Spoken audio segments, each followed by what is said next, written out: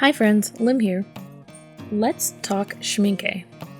It's a German supply company that is 125 years old, and it is still going strong. It is beloved by people all over the world, and is completely the top tier of watercolors. Full disclosure for this video, the links listed below are Amazon affiliate links. This means that if you click on them and purchase something with them, I will get a small commission back. This does not cost anything extra to you. Also, I have purchased these paints with my own money, and everything I say is my own opinion. On Amazon, I noticed this lovely little trial set. It contains 5 colors of 5 milliliters of paint in tubes.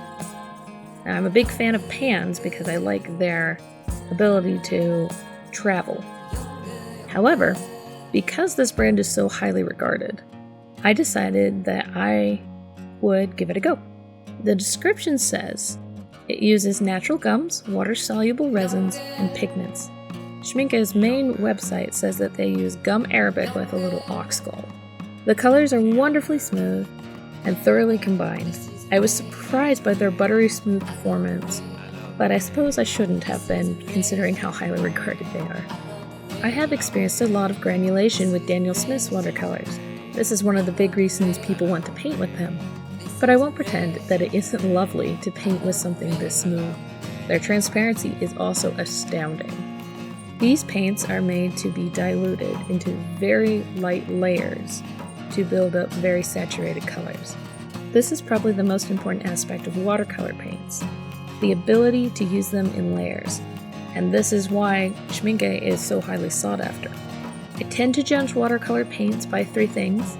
The first is the application. Second is the appreciation for the color right out of the tube. And third is more of a question. Can I get a decent secondary color blend? For the first of my 3 judgments, I have found Schmincke delivers this without a problem. The colors pick up easily, dilute, and apply beautifully.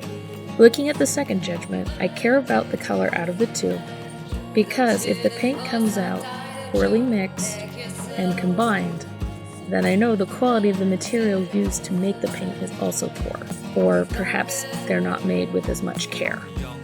While I was pleased with all of the paint that came out, I would like to note that the yellow ochre came out a little thicker compared to the other colors.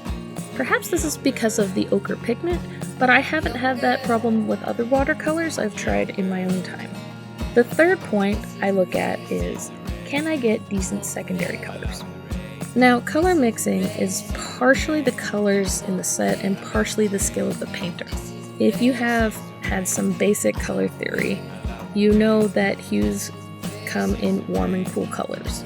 These colors need to stay within their temperature family to get the most saturated mixes of colors. Schmincke did an excellent job with this. They provided me colors that, despite my unskillful mixing, are still able to achieve very beautiful secondary tones. I feel very confident after dipping my toe into Schmincke that their paints are the highest quality that I have tried thus far. I'm very intrigued, and I really want to know more.